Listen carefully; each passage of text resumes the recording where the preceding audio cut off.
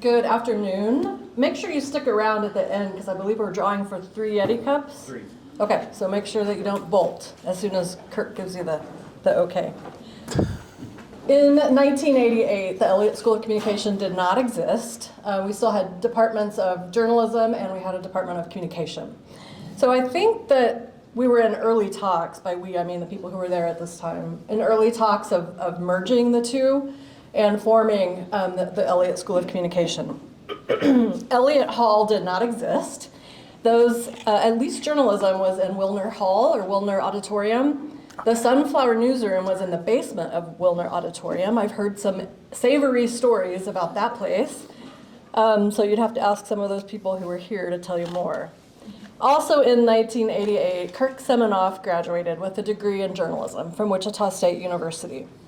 And he jumped right in to his work in local journalism. He spent nearly 30 years at the Wichita Eagle. Is that right? 34 nearly 30 almost. years at the Yeah. Wichita Eagle. In a variety of roles, including reporting and editing, but his longest role was as the sports editor for 17 years. And that's actually where I first met Kirk, about 20 years ago, I believe.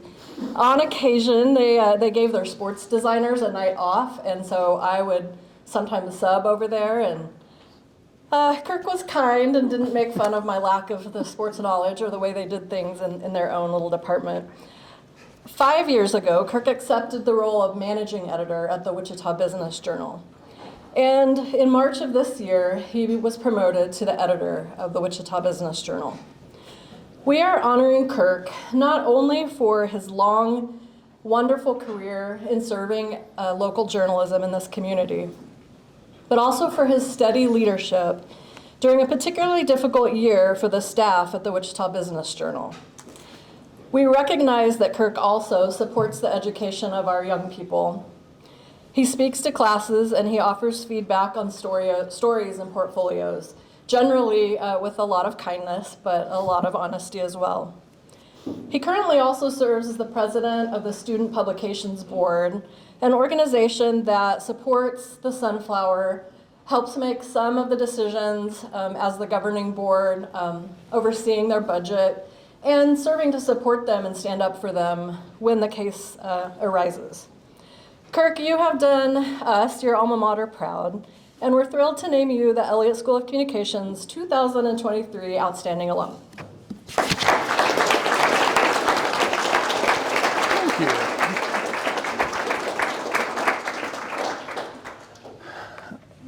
I usually made fun of Amy's height on the night she worked with us. Just kidding. I'm going to set the expectations bar really, really low. My first class at Wichita State in August of 1984 was interpersonal communication, speech 111, I believe. Do you all still have speech 111? And there was also speech 112, basic public speaking. You could have not gotten me into that class with a gun. And you're going to find out why in the next 20 or so minutes. So thank you for the nice hand. Thank you for the great lunch. And thank you for reimbursing my parking garage fee before I leave today. Actually, you got me a nice parking spot. I wrote all this out before coming, so I'm going to be referring to notes quite a bit. But most of all, thank you for the honor of being the Elliott School's outstanding alumnus in this, my 40th year of journalism, which I guess means you didn't think the first 39 years were all that great. And my wife and daughter really love that it's during Barbie Week or Barbie Communications Week. They got a kick out of that. When Amy called to tell me that I was the distinguished alum for this year, she suggested that my talk should weave in advice and tips for you students, whether in journalism, communications, advertising, or public relations. I am full of advice and tips for journalism and comm students, but you advertising and PR majors, I've worked in business news for 5 years now and I still can't figure you guys out, but I'll do my best. So you can tell from my comfortable shoes, bags under my eyes, and the gray and oh so little hair that I have that I am not an Elliott School of Communications graduate. I am an 1988 graduate of the Wilner Auditorium Basement School of Journalism. where the lighting was bad, the smell was worse, and leaving class down there after 60 or 75 minutes was more like being set free than being dismissed. But being there was actually all I really ever wanted from college. I grew up in a house directly across the street from the university at 21st and Belmont, about 100 yards northeast of the baseball stadium, or today we'll say a couple hundred yards northwest of Starbucks. I always wanted to be a shocker, and I always wanted to live that close to a Starbucks, but I only missed that by about 30 years. My mother was a single parent and taught elementary school for 46 years. I was her only child, and while she didn't pass to me her love for education, she gave me her love for sports. We didn't miss a Shocker game, and I learned to keep score at Arrows baseball games. That was the minor league team way back in the 70s. Sitting next to her on the third base side most every night in the summer. My love for sports grew with the newspaper's sports page. It was on the kitchen table every morning. I pored over box scores and standings and compared the Shockers starting five to the starting five from the Missouri Valley opponent that night. I figured whoever had the taller team was going to win. And it only took me 40 years to realize that's not the best way to pick a winner. Thursday trips to the mailbox meant the arrival of Sports Illustrated. Friday's mail delivered the sporting news. I read every word of each every week, so I think I knew that sports journalism might be in my future. But that wasn't confirmed until I was on the newspaper staff at Heights High School. Go Falcons. I met a Falcon. I became enamored with the every other week grind of putting out a newspaper. Our teacher saw my love for sports writing and the ridiculously long stories that I wrote that senior editors had to cut to fit on a page. Nothing about putting stuff on a website back then and letting it all run. And Mr. Thompson encouraged me to make connections here at Wichita State and the Eagle, where they would hire college-age freelancers to cover high school games for them. Amy has asked me to offer advice and tips on the profession. So tip number one, network at every opportunity. I've had a business leader here in Wichita tell me that college students should not only have a LinkedIn page, it should have 500 connections before they hit the workforce. I don't know if I believe that, but he's much more successful than I am, so I tend to believe it. By the way, I'm always looking for good freelancers to write business stories, so hit me up afterward. So the summer after graduation in 1984, I went to work for the Sunflower. And to remind you of my elderness, I will tell you that of my 3 stories that summer, 1 was about the campus bus system, and 2 were about the Shocker football team. You all know we had a football team once, right? Okay, good. This is a good time probably to segue and say how proud I am as a journalism alum here at Wichita State and a publications board member to see how utterly dominant the Sunflower has been on campus and in national contests and competitions over the past 10, 12, however many years. Managing editor Shelby Kellerman of the Business Journal is here. She's a former Sunflower editor. I'd like to say she got it started. I don't know really if she did or not. Amy's nodding her head. She was a standout editor, and there have been others, including JC last year. JC's not here today, is she? Is Mia here? Where's Mia? Okay, she's not here either. It's in good hands with Mia too. You continue to have our respect and admiration for continuing to tell great stories on campus while holding university officials accountable when it's needed. And every time you win an award or come out with a campus-shaking story, just know that there are dozens of professional journalists in Wichita giving you silent fist bumps. Anyway, way back when I was prepared to work nonstop for the Sunflower my freshman year, earning the 88 cents per column inch it was paying at the time. And then I got a call from the Eagle. Would you like to cover some games for us? Yes, I would. I never really left the place until they kicked me out 34 years later. There were 2 things to remember about my first night at the Eagle. One was my first time entering the place. You may know it was at 825 East Douglas, which is where the fancy Cargill building is now. But the Eagle building was this massive 3-story, mostly ugly building built in the 60s with no redeeming qualities other than it would hold up well in a tornado. I can remember many tornado warnings spent in the basement with big rolls of paper that were going to protect us.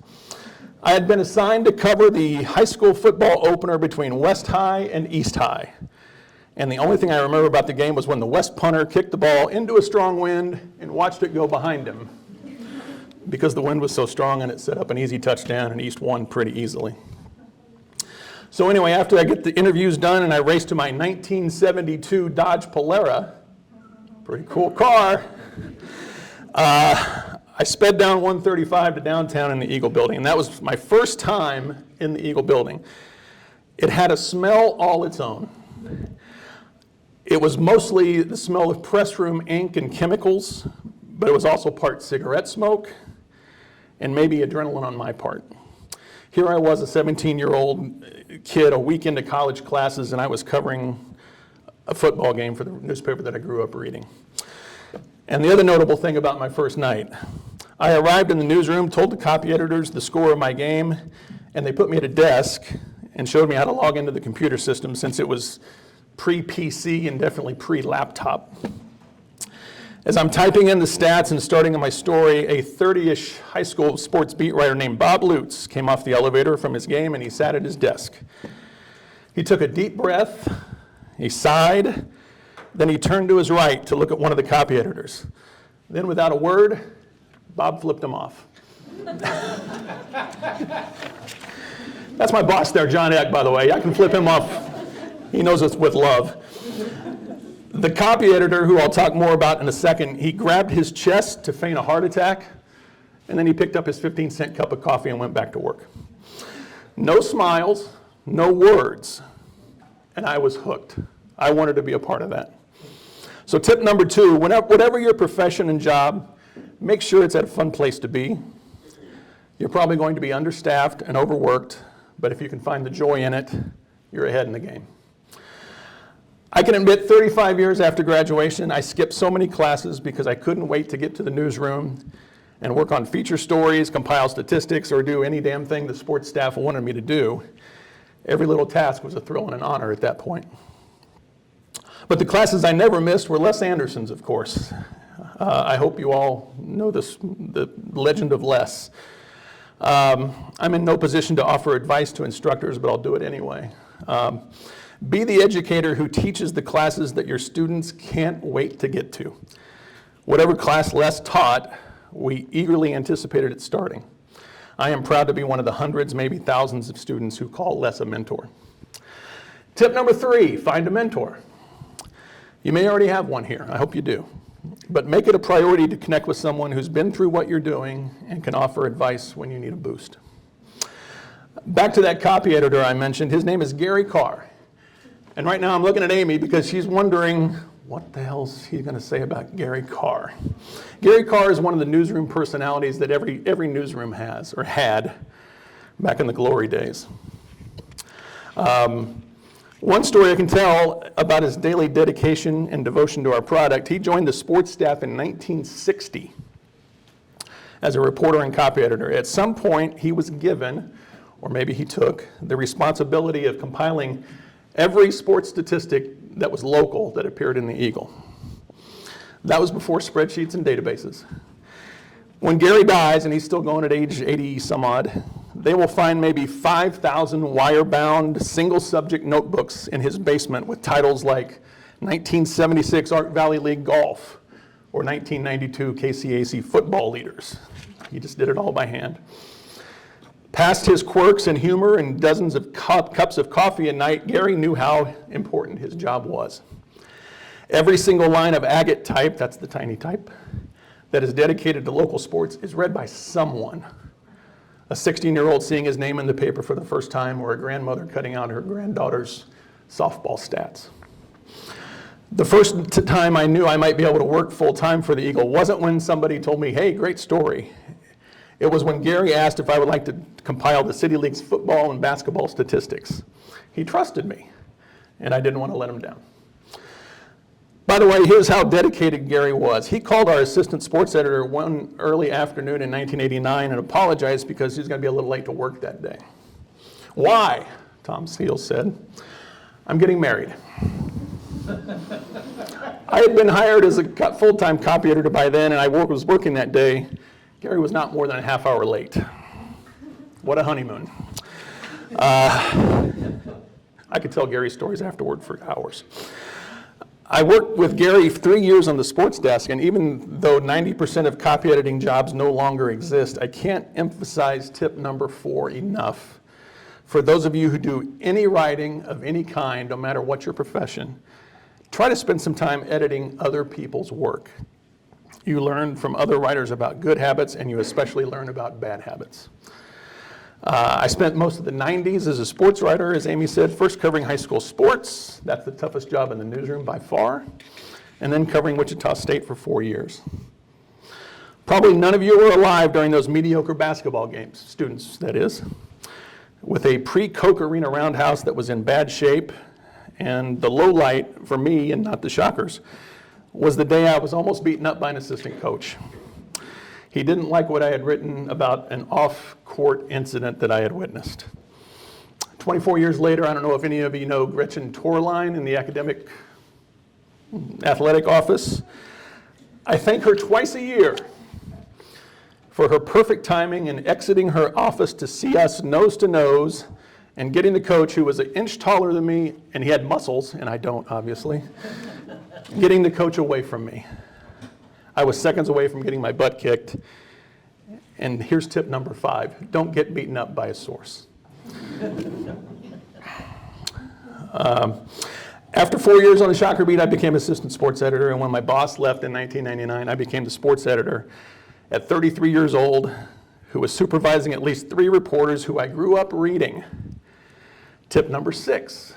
Imposter syndrome is a real thing.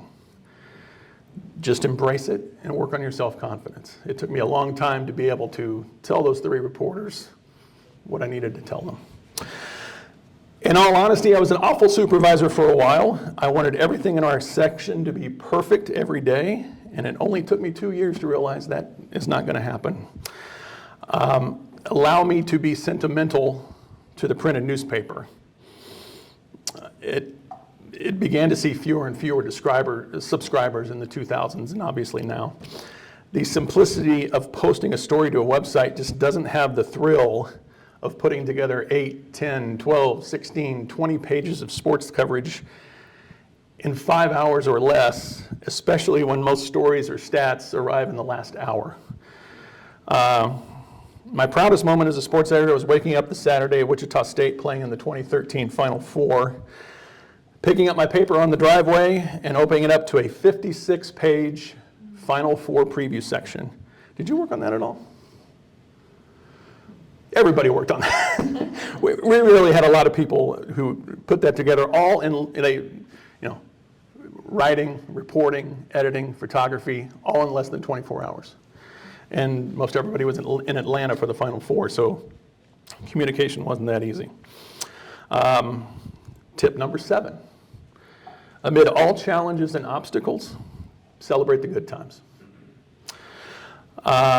Leaving the paper at 12:30 or 1 each night back then, I often felt like I lost a 15-round fight. But for some reason, we were all back the next night. And when the Eagle closed its old building in 2017, we were encouraged to claim mementos that wouldn't be going to the new place. The only thing I wanted to take home was the electric clock that we all glanced at as deadline got closer. It hangs in my own home office as a daily reminder of some really stressful nights that we always got through. Almost always got through. I'm the only child of an only child, and both my parents have passed, but you work with a dozen people for as long as we did together.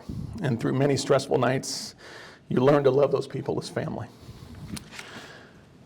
But we also lived through the demise of the sports department and the newsroom. First, it was less space in the printed paper, then rounds of layoffs, or you didn't get to hire replacements for people who left. By far, my worst day at the Eagle was when I had to ask Gary Carter to go to managing editor's office with me. He was about to be laid off after 52 years.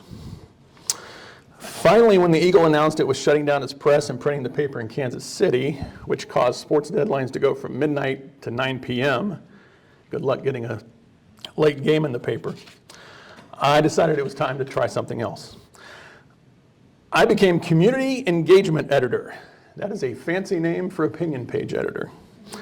For a couple of years. My claim to fame was I was the one who killed Opinion Line. And those of you who read the printed paper back then will say, you're our hero. Opinion Line was the daily rail on the opinion page of anonymous reader comments that were sometimes intelligent, more often moronic. And that was the stuff we could print. You would be shocked at some of the stuff we couldn't print. Then one morning in August 2018, my editor closed the door to my office behind him, something he had never done. I was one of 3 layoffs that day, and between us we had 99 years of Eagle experience. Tip number 8, always have your head on a swivel. You never know what's coming. It's a strange place, leaving the only place you've ever, strange feeling leaving the only place you've ever worked, not counting Burger King in the summer of 1983. Not having a job. It's even stranger being unemployed for 6 weeks after never taking more than 1 week off at a time, 1 week at a time my entire life. My yard and garden never looked better. Don't worry, they look horrible now. But I'm fortunate that Bill Roy had texted me the day I was laid off. Bill was editor of the Business Journal. I soon became his associate editor and ventured for the first time into business news. Tip number 9, be adaptable. I've worked in sports all my life. I told Bill, I don't know a damn thing about business. And he said, you'll figure it out. Have I figured it out? I don't really think I have. The Business Journal is a bit of a different journalism animal. We believe our mission is to report the news that helps a business owner grow their business or give someone working in a company the news they need to improve their careers. We're also different in our weekly print edition is just as popular today as it has been for years. Maybe it's because our subscribers are all old folks like me, but they want their printed Business Journal on Fridays. I had been at the WBJ about a year when Bill told us he had been diagnosed with ALS. It was a gut punch for all of us. This huge personality who was the MC of Gridiron, a former radio man with a golden voice, and the face of the Business Journal for 20 years as editor. He was the first in any business journal nationally to start a podcast, and he emceed our events with charm and gusto, 2 qualities I don't really have. Bill began working from home, and then COVID-19 began around here, and we all went home. Bill's slow-moving decline over 3 years gave us a false sense of security that he'd be with us for a while. But then we got a word on a Sunday morning this past January that he had died at the age of 61.